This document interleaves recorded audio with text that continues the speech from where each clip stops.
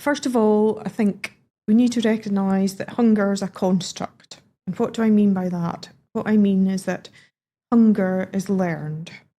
So you have learned to associate the feelings of like your stomach rumbling and the noises of stomach rumbling.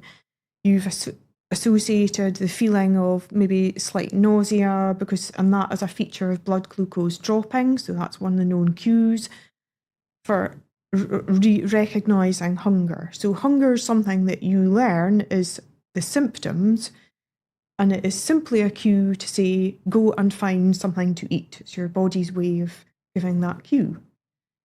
Those signs and signals, so if we both said we're hungry just now, the choices of both the amount and type of food that we eat would be very different depending on the situation that we're in. It's only a cue to initiate eating. It doesn't tell us how much you're going to eat and the choices you're going to make. And those choices that you're going to make is then what we call appetite.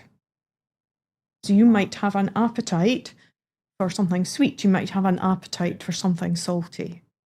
Hunger is a feature of the changes in the different gut hormones, whether it's ghrelin, whether it's GLP-1, so whether it's any of these, but also it's not just our physiology that drives hunger.